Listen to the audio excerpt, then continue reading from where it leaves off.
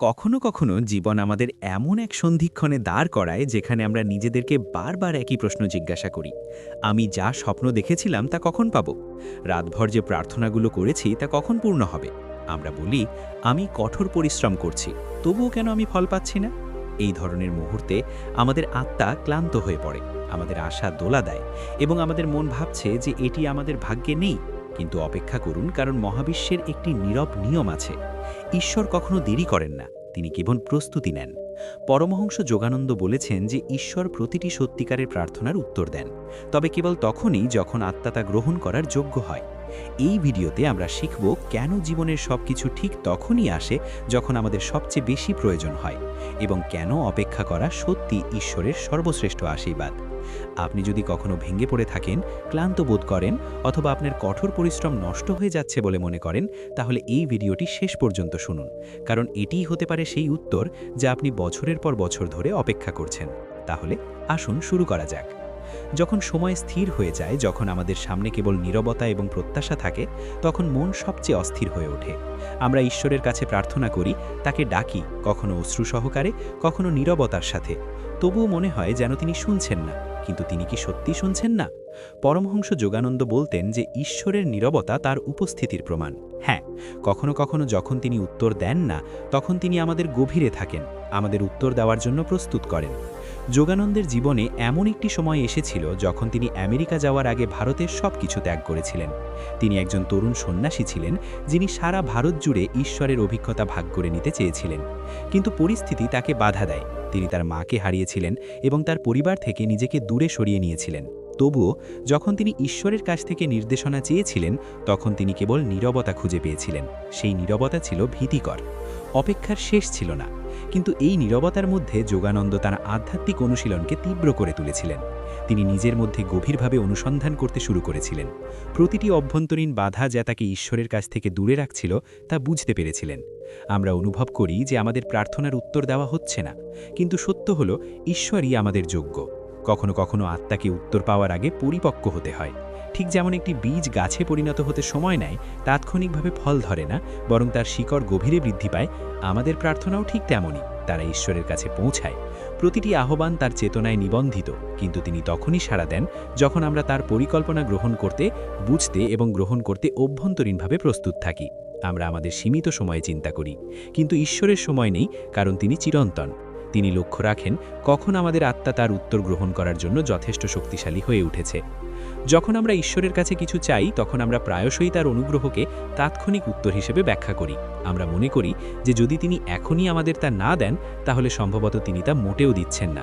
কিন্তু ঈশ্বর কি একজন দোকানদার যিনি আমাদের ইচ্ছামতো বিতরণ করেন, নাকি তিনি একজন সচেতন পিতা যিনি জানেন কি দিতে হবে, কখন দিতে হবে এবং কেন দিতে হবে? পরমহংস যোগানন্দ বলেছিলেন যে ঈশ্বর অপেক্ষা করেন যতক্ষণ না আমরা অপেক্ষা করার যোগ্য হই। ধৈর্য কেবল স্থির বসে থাকা নয়, এটি অপেক্ষার মুহূর্তগুলিতে একটি সক্রিয় অনুশীলন। আমাদের মন অস্থির, আমাদের চিন্তাভাবনা উত্তেজিত, এবং এই সময়টি আত্মার নিজেকে দেখার সবচেয়ে বড় সুযোগ হয়। প্রতি মুহূর্তে যখন আমরা ভাবি যে আমরা কেন এখনও পর্যন্ত এটি অর্জন করতে পারিনি, সেই মুহূর্তে আমরা আমাদের মধ্যে লুকিয়ে থাকা আসক্তি, গোভ, তাড়াহুড়ো এবং অনুশোচনা দেখতে পাই। এবং যখন আমরা তাদের চিনতে পারি, তখন ঈশ্বর আমাদের এগুলি থেকে মুক্ত করতে শুরু করেন। লক্ষ্য করুন যে মহান আত্মাদেরও জীবনে দীর্ঘ সময় অপেক্ষা করতে হয়েছিল। যোগানন্দজি তার আত্মজীবনীতে বলেছেন যে কিভাবে তিনি অনেক আগে আমেরিকা যাওয়ার অনুপ্রেরণা পেয়েছিলেন, কিন্তু তার মিশন শুরু করার আগে তিনি বছরের পর বছর নীরব ধ্যান এবং সাধনায় কাটিয়েছিলেন। তিনি আমেরিকার মাটিতে তখনই অবতরণ করেছিলেন যখন অভ্যন্তরীণ প্রস্তুতি সম্পূর্ণ হয়েছিল। সেই অভ্যন্তরীণ প্রস্তুতি আমাদের সকলের জীবনেও বিদ্যমান। আমেরিকা হলো সেই ভূমি যেখানে আমাদের উদ্দেশ্য বিকশিত হয়, কিন্তু সেখানে শেষ পর্যন্ত পৌঁছানোর আগে আমাদের ভেতরে ভ্রমণ করতে হবে এবং অপেক্ষার কঠোরতা সহ্য করতে হবে। ঈশ্বর আমাদের দ্রুত দেন না, কারণ তিনি চান আমরা কেবল ফল ধরি না, বরং গাছ হয়ে উঠি। ফল এক মুহূর্তের মধ্যে ঝরে পড়ে, কিন্তু গাছ যুগ যুগ ধরে ফল ধরে। অপেক্ষার যন্ত্রণা সহ্য করে এমন আত্মাই কেবল অনুগ্রহের বৃষ্টি সম্পূর্ণরূপে গ্রহণ করতে পারে। ধৈর্য আমাদের গঠন করে, এটি আমাদের নিজের মনের দরজার সাথে পরিচয় করিয়ে দেয়। প্রতিটি প্রত্যাখ্যান আত্মার জন্য একটি নতুন প্রশ্ন। আমি কি কেবল লাভের জন্য উপাসনা করছি, নাকি কেবল কিছু পাওয়ার জন্য মাথা নত করছি? যখন এই প্রশ্নের উত্তর দেওয়া হয়, যখন ভক্তি নিঃস্বার্থ হয়ে যায় এবং ভালোবাসা চাহিদা ছাড়াই প্রবাহিত হয়, তখন ঈশ্বর হাসেন এবং সেই আত্মাকে সময় মতো যা কিছু আসার জন্য নির্ধারিত ছিল তা দেন। ধৈর্য আমাদের শেখায় যে কোনো বিলম্ব ঈশ্বরের কাছ থেকে শাস্তি নয়, বরং একটি দিক নির্দেশনা। এখন শেষ অংশে আমরা শিখব কিভাবে যখন আত্মা সম্পূর্ণরূপে প্রস্তুত থাকে তখন ঈশ্বরের করুণা এমন একটি সময়ে আসে যা সবচেয়ে উপযুক্ত, সবচেয়ে ঐশ্বরিক এবং সবচেয়ে সম্পূর্ণ। যখন অভ্যন্তরীণ ভূমি সম্পূর্ণরূপে প্রস্তুত হয়, যখন মনের অশান্তি শান্ত হয় এবং আত্মা সরল বিশ্বাসে বিশ্রাম নেয়, তখন ঈশ্বর তার নীরব উপস্থিতিতে কথা বলতে শুরু করেন। সেই মুহূর্ত পর্যন্ত যখন আমরা ভাবতাম যে আমাদের প্রার্থনা শোনা যাচ্ছে না, তখন ধীরে ধীরে উত্তর আসতে শুরু করে। জীবনে কখনো কখনো আমরা বছরের পর বছর ধরে একটি লক্ষ্যের জন্য প্রচেষ্টা করি, প্রার্থনা করি, কিন্তু কিছুই লাভ হয় না। তারপর একদিন যখন আমরা ক্লান্ত হয়ে ঈশ্বরের পায়ে সেই ইচ্ছাটি অর্পণ করি, তখন সেই একই ইচ্ছা আমাদের জীবনে একটি নতুন রূপে এবং আরও বৃহত্তর সৌন্দর্যের সাথে প্রকাশিত হয়। সময় উপযোগী আগমন মানে সেই সময় যখন আমরা সেই উপহারটি সঠিকভাবে বুঝতে, লালন করতে এবং ব্যবহার করতে সক্ষম হই। ঈশ্বর কখনো আমাদের অনুরোধ প্রত্যাখ্যান করেন না, তিনি সেগুলি সংরক্ষণ করেন। ঠিক যেমন একজন মা তার সন্তানকে মিষ্টি খাওয়ান না যতক্ষণ না তারা খেতে প্রস্তুত হয়, কারণ তারা জানে যে খুব তাড়াতাড়ি দেওয়া হলে সেগুলি বিশৃঙ্খলায় পরিণত হতে পারে। একইভাবে ঈশ্বর আমাদের প্রতিটি প্রার্থনা শোনেন। তিনি প্রতিটি দীর্ঘশ্বাস, প্রতিটি অশ্রু এবং প্রতিটি কান্না সম্পর্কে অবগত, কিন্তু তিনি কেবল তখনই দেন যখন এটি আমাদের উপরে তোলে, আমাদের নিচে না আনে। সব কিছু সময় মতো পৌঁছে দেওয়া হবে, কারণ সময় কেবল ঘড়ির হাতে চলে না, এটি আত্মার পরিপক্কতায় চলে।